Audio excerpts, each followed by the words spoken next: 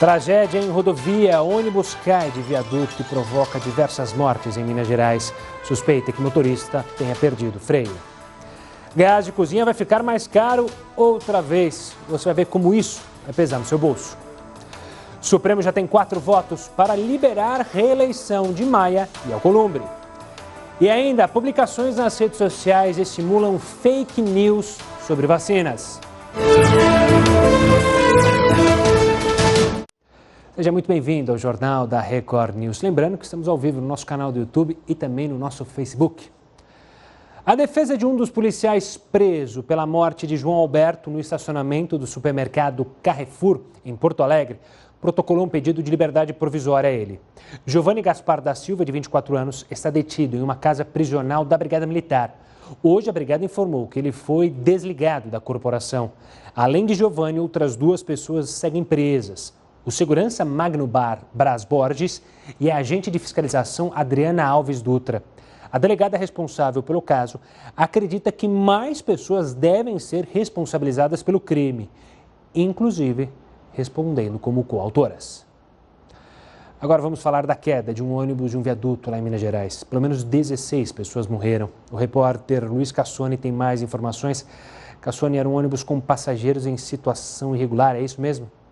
Pois é, gente, 16 famílias estão de luto. Além dessas mortes, outras 27 pessoas ao menos ficaram feridas. Algumas dessas vítimas foram trazidas para este hospital particular que fica aqui em João Molevade, na região central de Minas.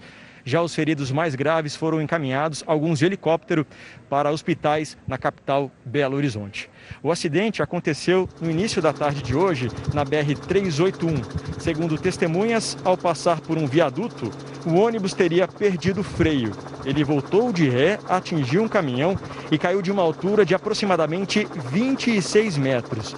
Os primeiros socorros foram feitos por moradores da região até a chegada das equipes dos bombeiros.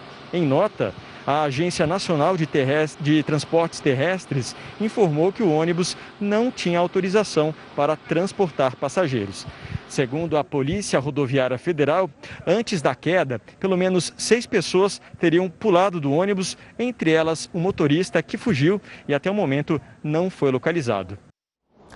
E no Rio de Janeiro, o Tribunal Especial Misto, que julga o processo do governador afastado Wilson Witzel, aceitou hoje o pedido da defesa em relação à produção de provas testemunhais e documentos do processo de impeachment.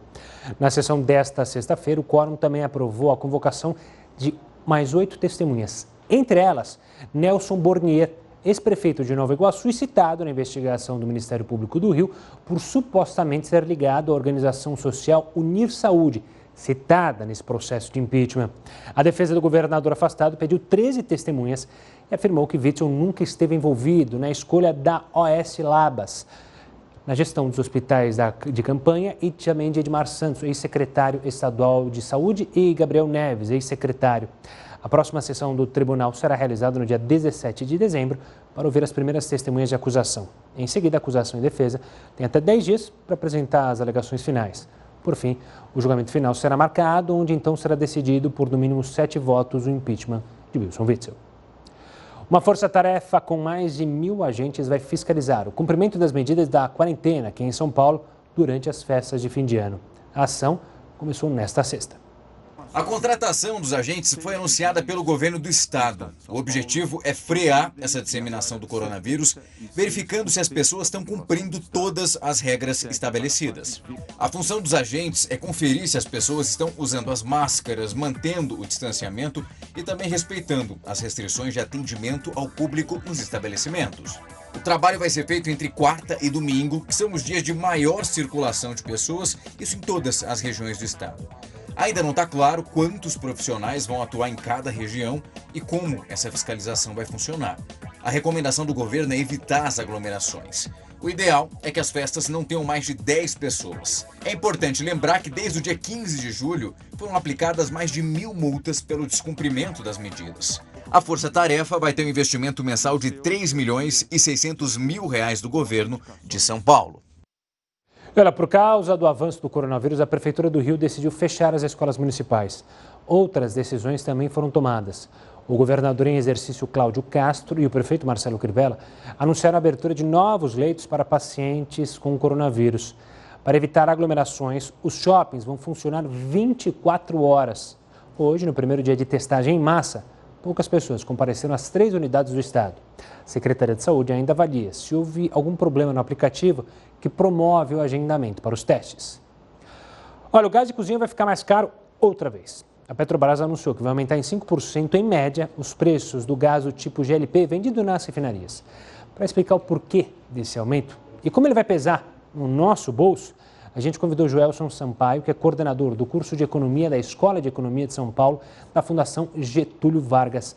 Professor, obrigado pela participação aqui conosco. O Heródoto também está aqui na conversa para tentar entender o porquê desse aumento e também como ele impacta na nossa vida. Joelson, então vamos tentar explicar para as pessoas por que esses aumentos contínuos no gás? Boa noite. O aumento, ele basicamente reflete o impacto do câmbio, né? Porque o gás de cozinha, ele reflete um preço internacional, né, da commodity gás, e os preços internacionais de commodities, principalmente quando a gente olha a questão do gás aqui no mercado brasileiro, tiveram uma recuperação e, somado a isso, a gente tem um câmbio hoje bastante desfavorável. Então, quando a gente junta esses dois fatores, a gente consegue entender um pouco esse efeito de uma alta tão expressiva acumulada no ano. Vou chamar o Heródoto para participar dessa conversa. O Heródoto está com a gente aqui também, professor. Aqui está o Heródoto. Heródoto, por favor, participe do nosso bate-papo. Oba! Então, mais uma informação que eu acho que a gente poderia passar para o nosso público é o seguinte: o monopólio que a Petrobras tem da distribuição do gás, o fim desse monopólio pode também derrubar o preço do petróleo no Brasil? É uma boa pergunta, Heródoto. A princípio, sim, porque você teria mais concorrência, e hoje a gente tem, de alguma forma, um efeito de um mercado com monopólio, né?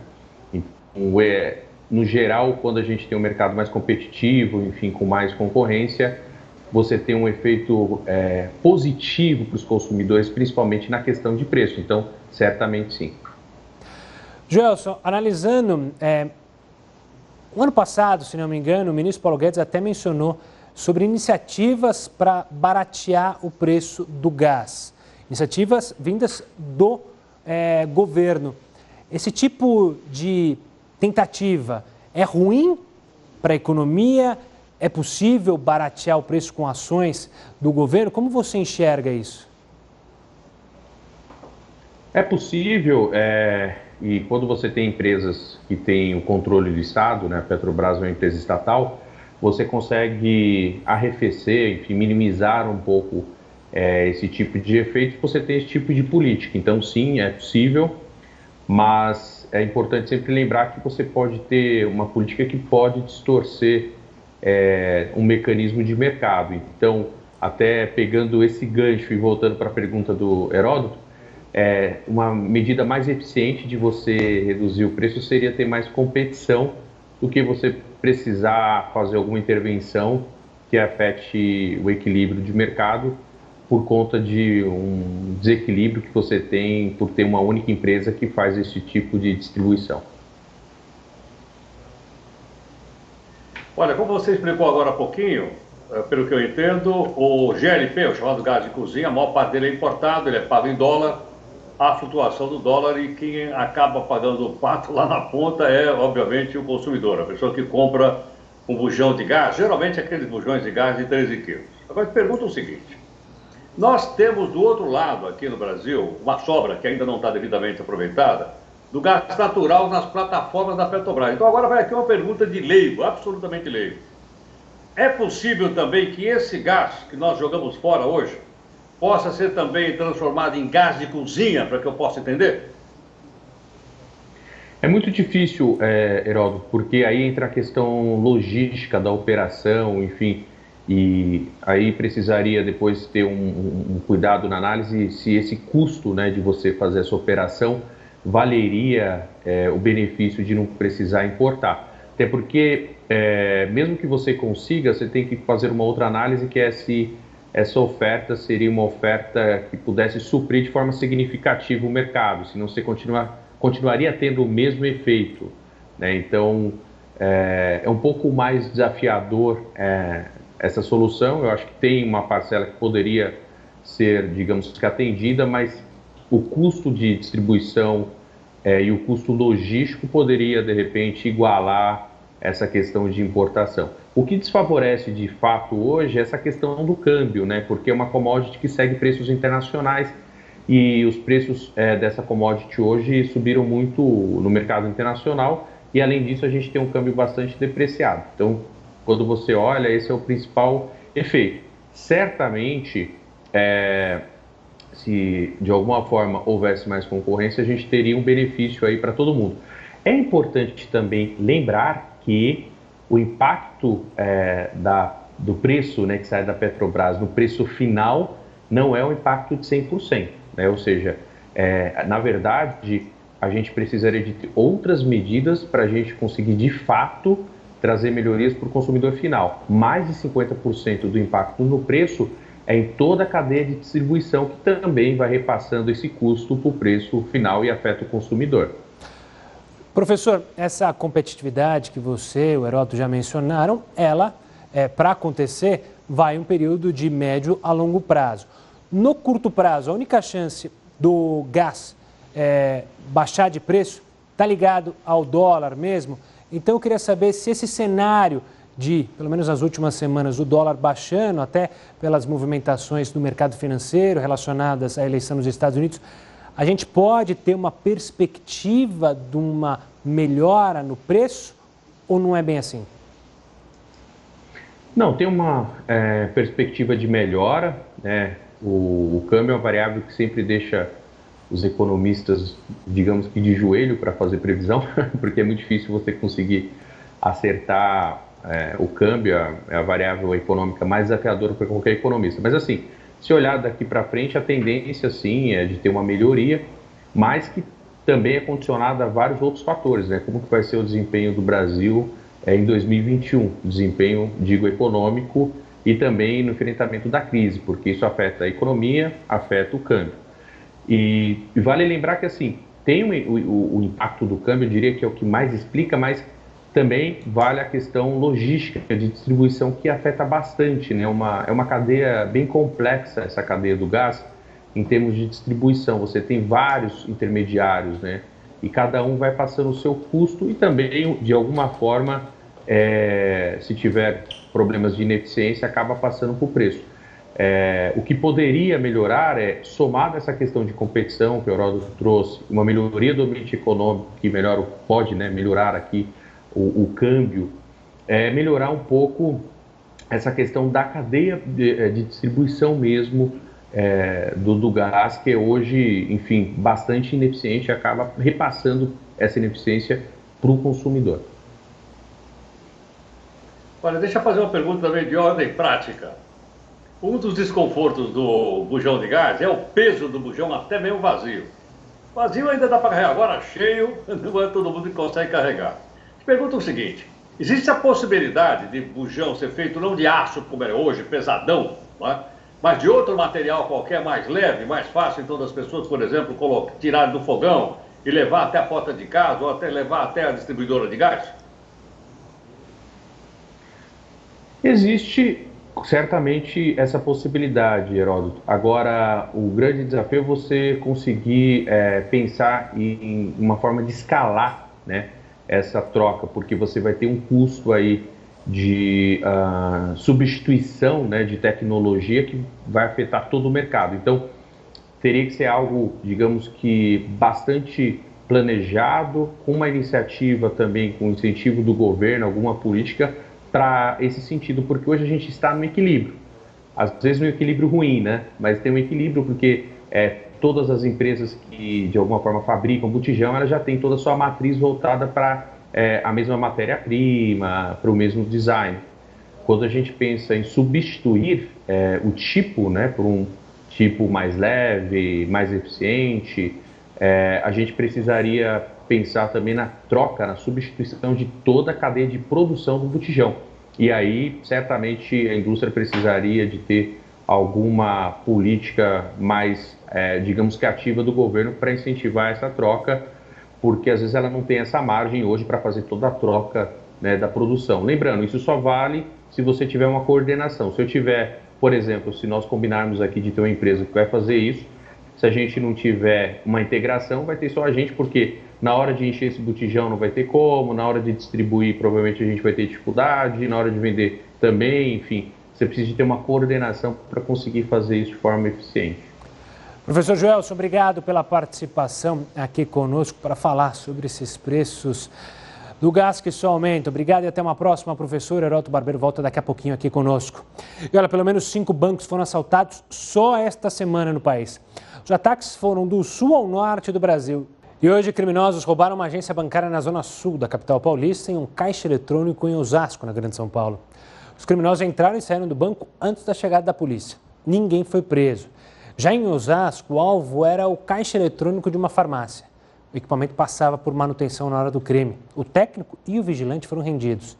A ação foi rápida. Homens armados de fuzil levaram o dinheiro e até agora ninguém foi preso pela polícia. Não houve feridos na ação. Os valores roubados nos 2 assaltos não foram divulgados. No Pará, imagens de câmeras de segurança divulgadas hoje mostram o exato momento em que a quadrilha invade e explode a agência bancária em Cametá. Os assaltantes parecem estar vestidos e armados para uma verdadeira guerra. Os assaltantes estão de máscara e chapéu.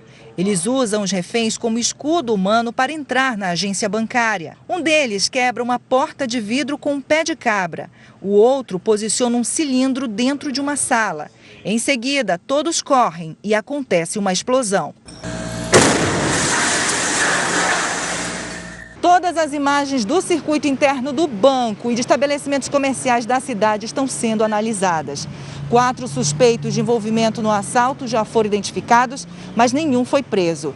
Equipes da polícia fazem buscas nas matas da região, onde os criminosos podem estar escondidos. Nós temos a equipe da Polícia Militar, da Polícia Civil e o grupamento aéreo dando apoio com helicópteros em procura em ramais, em acessos e rios da região. 2 carros usados pela quadrilha foram encontrados abandonados.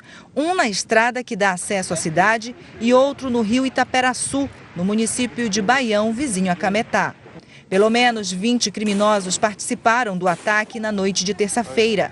2 moradores foram atingidos pelos disparos. Um deles morreu.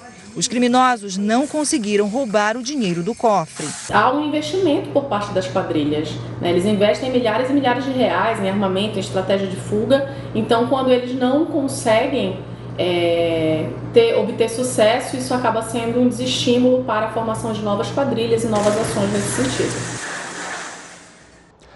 Agora, o Senado vai pagar um curso de doutorado para uma funcionária. O Heródoto vai trazer os detalhes sobre esse assunto.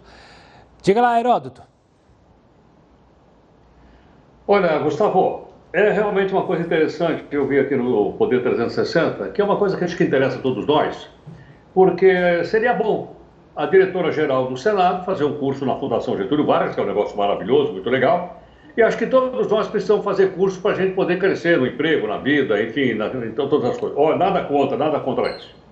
Só que é o seguinte, é que para isso precisava da autorização do presidente do Senado, aquele que quer se reeleger agora, o seu Davi. É o Davi e o Bonito, esse é o Davi Alcolumbre. E ele assinou lá, tudo bem, nada contra, pode ir, maravilhoso, vai ficar bacana. Mas aí acontece que foi lá o 360 e descobriu o preço do custo. Eu nunca vi um curso tão caro, R$200 mil. O curso para a senhora, que é diretora lá do Senado, vai ser pago pelo Senado, custa R$200 mil. Agora pergunta o seguinte, a maior parte das pessoas que querem fazer curso e querem se aprimorar, da onde elas tiram o dinheiro? Elas tiram do seu bolso, do seu salário, mas não a elite do funcionário público, esse não. Para ter uma ideia, fui ver o salário dessa senhora aqui. Ela ganha exatamente R$44 mil por mês. Como é que ela pode ganhar R$44 mil por mês se o teto é o vencimento, é o salário do ministro do Supremo Tribunal Federal? Ela ganha mais do que o ministro do Supremo. E ninguém fala nada. Como é que pode? Agora pergunta-se o seguinte, Por que ela não tira do bolso dela para fazer o curso? A gente perdeu o contato do Heródoto, vamos ver se a gente recupera. E o mais interessante disso que o Heródoto está falando é que isso serve para qualquer servidor, né? Tanto na Justiça, lá no Legislativo. No caso da Justiça, há casos de juízes que recebem verba para fazer doutorado fora do país, passar 2, 1 ano, não termina o curso e, por não terminar o curso, teria que devolver o dinheiro aos cofres públicos, mas não devolvem. Heródoto, vamos voltar a falar, a gente teve um probleminha. Eu estava falando justamente que isso acontece no judiciário também, e tem caso de juiz que está sendo julgado que vai fazer curso fora do país com o compromisso de trazer o diploma de volta. E nem isso traz, e ainda quer ser ressarcido pelo governo brasileiro, pelo Estado, pelo curso que foi fazer, mas não fez. Exatamente. Esse caso aqui é um caso interessantíssimo, né? Que eu acho que a gente precisa ficar de olho, entre outros, esses que você relatou também. Mas sempre lembrando o seguinte, Gustavo, essa grana sai do nosso bolso, sai dos impostos que nós pagamos. A gente tem aí o impostômetro para mostrar que ele já virou ou não? Temos, aí está. Olha ele aí, ó. Olha ele aí. Nós estamos chegando a quase 2 trilhões. O curso dessa senhora que eu falei que vai custar 200 mil reais, vai sair daí, ó. Isso daí é a sua grana, a minha grana, a nossa grana, paga pela forma de imposto. É isso aí. O Heródoto volta daqui a pouquinho aqui com a gente para falar sobre outros assuntos. Enquanto isso, vamos falar do Supremo Tribunal Federal, que começou a julgar a possibilidade de reeleição dos presidentes da Câmara e do Senado. Como o Heródoto falou, Davi Alcolumbre seria um dos beneficiados. 5 votos até agora foram contrários ao que está na Constituição. Os atuais mandatos de Rodrigo Maia e Davi Alcolumbre terminam em fevereiro de 2021, mas eles querem permanecer no cargo. O julgamento, que decidirá se isso é possível, começou hoje no plenário virtual do Supremo Tribunal Federal, sistema em que os ministros apresentam os votos à distância. Apesar da Constituição Federal proibir a reeleição de presidentes da Câmara e do Senado dentro de uma mesma legislatura, o relator do caso no STF, ministro Gilmar Mendes, justificou que o Congresso deve ter autonomia para analisar seus assuntos internos e permitiu a reeleição para as 2 casas. Gilmar Mendes também criou uma regra para que haja limite de apenas uma recondução, mas com validade a partir da próxima legislatura. A brecha pode beneficiar Maia, que preside a Câmara desde 2016. O voto foi seguido pelos ministros Dias Toffoli, Ricardo Lewandowski e Alexandre de Moraes. O ministro Nunes Marques entendeu que é possível a reeleição apenas uma vez, o que impediria a candidatura de Maia, já reconduzido em 2019, mas autorizaria de Alcolumbre. O ministro Marco Aurélio Mello foi o primeiro a votar contra a reeleição nas 2 casas.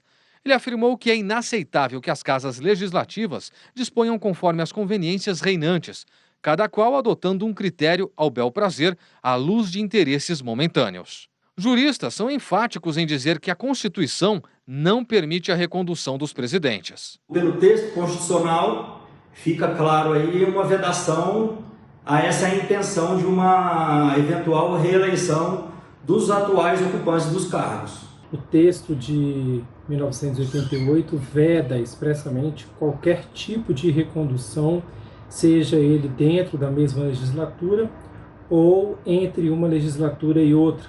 No Congresso, parlamentares classificam os votos favoráveis à reeleição como absurdos e vergonhosos. Já temos 5 votos no Supremo Tribunal Federal por uma tese absolutamente absurda e inconstitucional que permitiria a reeleição dos presidentes do Senado e da Câmara. Não só estão rasgando a Constituição, desrespeitando a vontade legislativa, como estão desrespeitando a democracia brasileira. É vergonhoso. O artigo 57 da Constituição, no parágrafo 4º, ele é explícito, é cristalino, não tem entendimento diferente.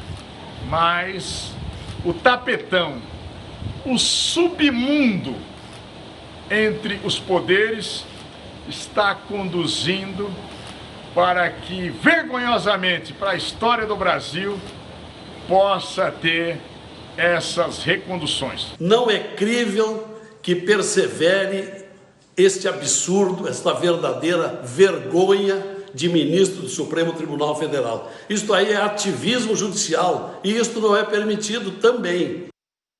Ora, para que a Constituição, né? Se eles decidem tudo ao contrário, a gente já teve impeachment que não cassou direitos eleitorais. Mas é bom lembrar que os nobres deputados e senadores têm a opção de não votar nesses que estão tentando a reeleição, caso tentem de fato. O julgamento lá no STF deve ir até o dia 14 de dezembro, mas ele pode ser interrompido caso um dos ministros peça a vista. Lembrando que esse julgamento é no plenário virtual, não no plenário normal, digamos assim. Então, não há as discussões, apenas é jogado o voto na internet. Nos Estados Unidos, a equipe de Donald Trump e o Comitê Nacional Republicano arrecadaram mais de 200 milhões de dólares desde o dia da eleição. Esse valor é a soma de doações para pagar as despesas das ações judiciais contra a vitória do democrata Joe Biden na votação de 3 de novembro. A equipe de campanha de Biden arrecadou 112 milhões de dólares durante este mesmo período, segundo a Comissão Eleitoral Federal. Trump, é bom lembrar, você sabe muito bem, se recusa a admitir a derrota e alega, sem conseguir, pelo menos ainda, comprovar na justiça, que o triunfo de Biden se deve a uma fraude eleitoral.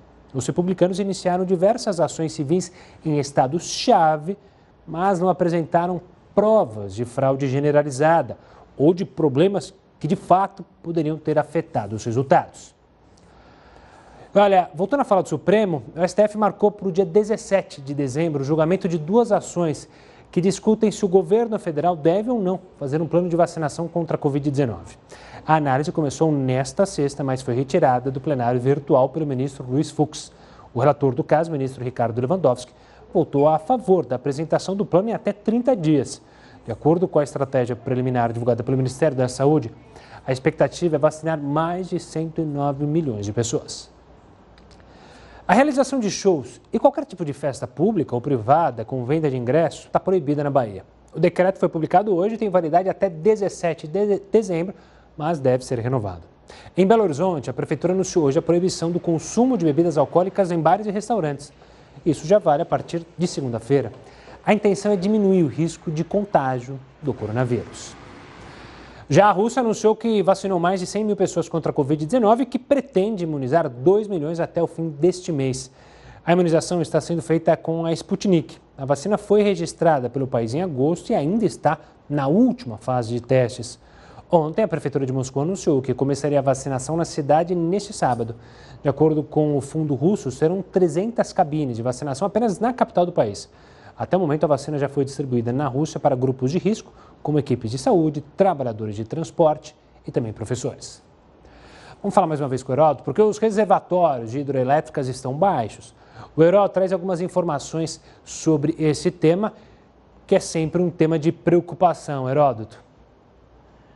Exatamente. Gustavo, sabe aqueles banhos longos que você toma, que você canta uma ópera inteira debaixo do chuveiro? Eu não, meu é rapidinho, Não vai poder mais.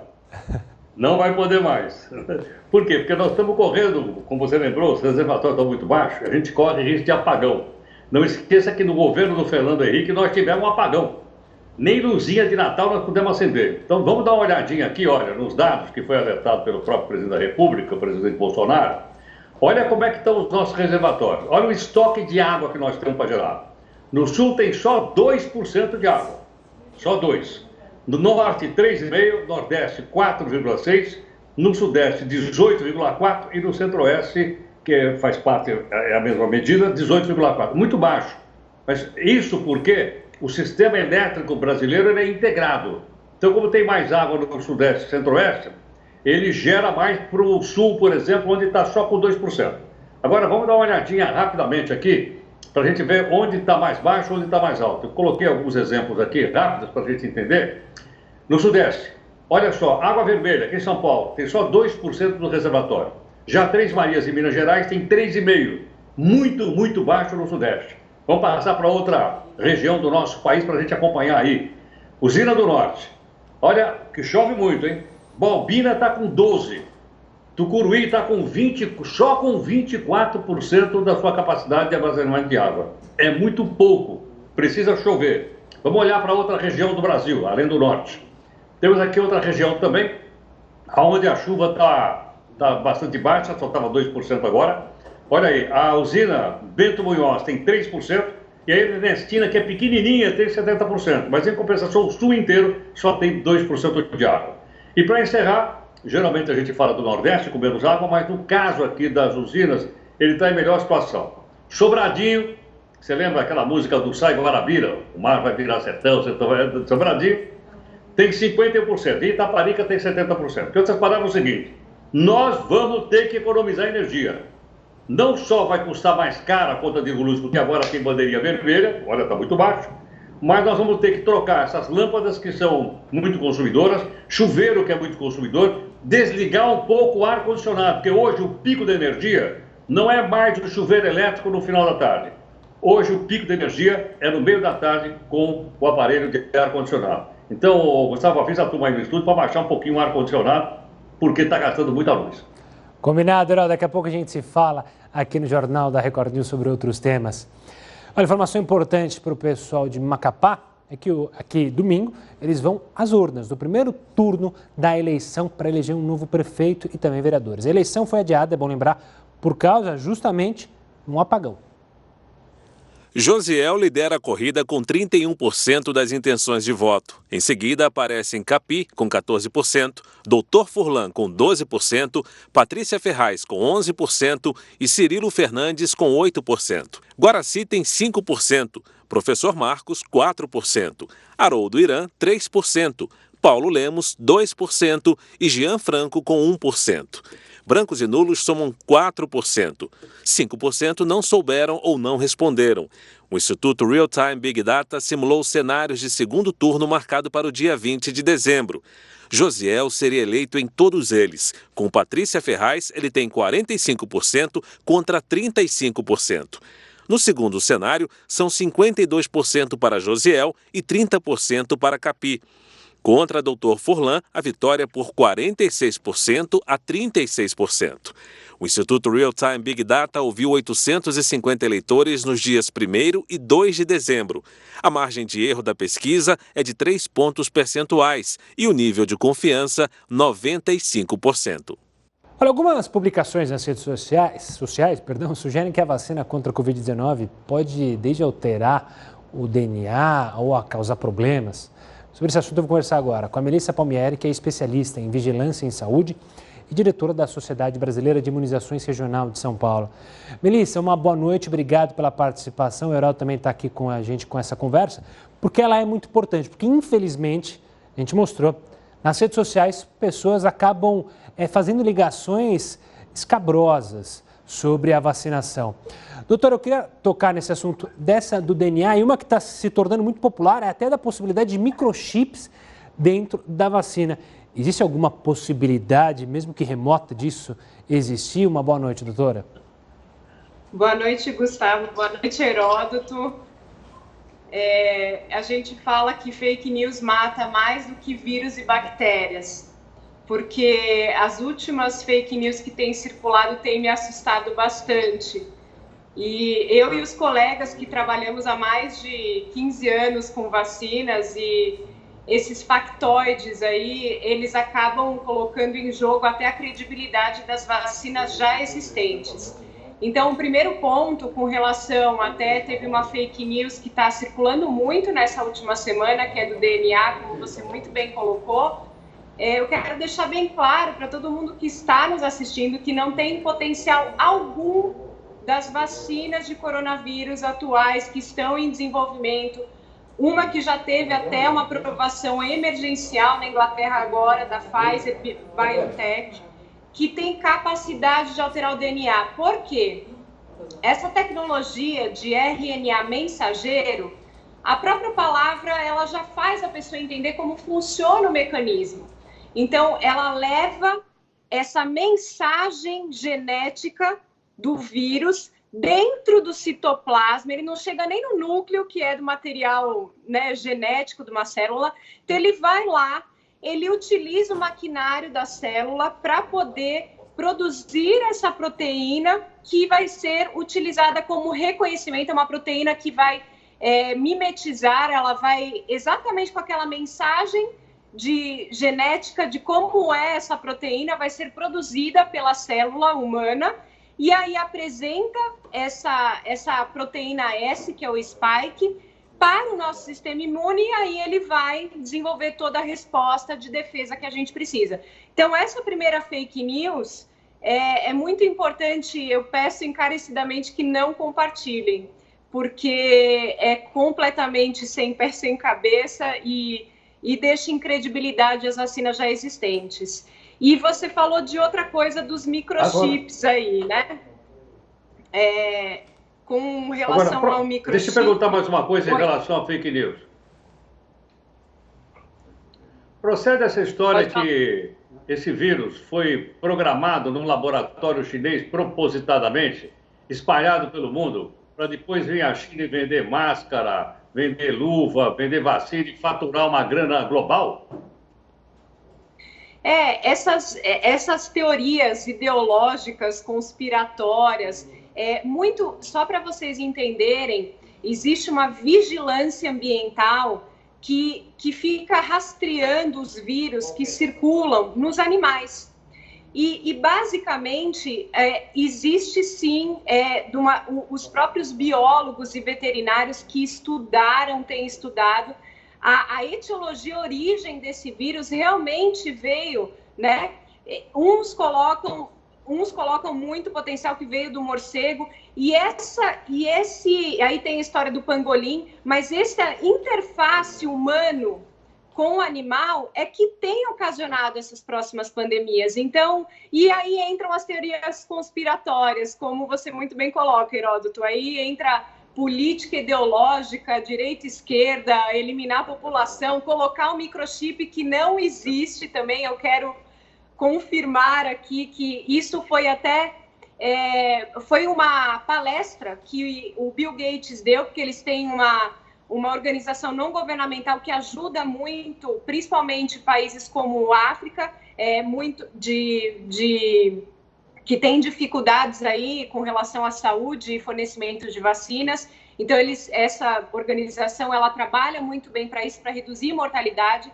E ele falou em uma das palestras de certificação digital de quem está comprovando vacina ou não. É uma tecnologia nova que eles estão estudando, que é como se fosse uma tinta que iria reconhecer através de um chip, se a pessoa, quais as vacinas estão, e aí já criaram uma teoria que o Bill Gates estava inserindo microchip para saber aonde você vai, para controlar tudo sobre a sua vida. Então, são factoides aí que nós temos que desmistificar. Doutora, tem uma outra, eu diria, tese que os anti-vacina estão reproduzindo, que ela não se baseia na fake news, mas ela se baseia em alguns dados. Eles estimulam que 99% dos casos de coronavírus a pessoa sobrevive sem nenhuma sequela. Então, seria mais arriscado tomar a vacina do que propriamente ter contato com o vírus. Só que essa seria uma ideia um pouco individualista e ainda deixaria em risco o vírus. É isso mesmo ou eu estou enganado ou tem mais coisa para falar sobre esse assunto? Muito bem colocado, Gustavo. O primeiro ponto, que vacinação é um pacto social. Eu me vacino para proteger você, né? Então, nós, enquanto sociedade, temos que estar com a vacinação em dia, porque nós conseguimos reduzir a circulação desses agentes infecciosos através da vacinação. Então, eu sempre falo que é um pacto social. Agora, é um conceito muito equivocado, mesmo que fosse, né? Eu já vi também essa fake news circulando, que 99% da população estaria... para que eu tomar a vacina se 99% vai se recuperar? Primeiro que isso é um conceito equivocado. Nós sabemos que, infelizmente, essa doença tem ocasionado mortes. Então, mesmo falando de mortes, com esse 99%, 100 pessoas morreriam de 100 mil habitantes. Então, eu não quero fazer parte dessa estatística, eu acho que ninguém quer. Então, em nível individual, para mim já estaria furado só pela questão que 1% vai morrer. Por isso que o benefício da vacina.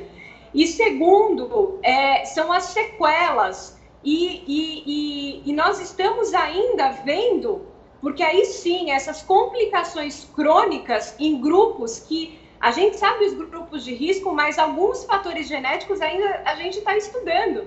Então, o que vai acontecer lá na frente? Então, na balança, fazer a vacina, o risco de reação adversa da vacina, que é inferior com relação à história de pegar a doença, essa balança não fecha.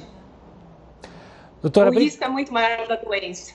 Doutora, obrigado pela participação aqui conosco. Infelizmente o nosso tempo acabou, mas obrigado por justamente... Gustavo, só uma coisinha aqui. Claro, Heroto. Só uma coisinha, me mandaram agora um e-mailzinho assim, perguntando se esse vírus não foi espalhado aqui no planeta Terra pelos marcianos.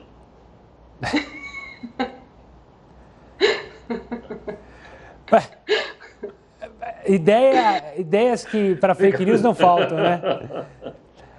Mas enfim, doutora... Brasileiro é criativo, mas também internacional. Pois é. Doutora, obrigado pela participação. Heroto, obrigado pela participação. Hoje a gente se vê na segunda-feira. E, doutora, até uma próxima.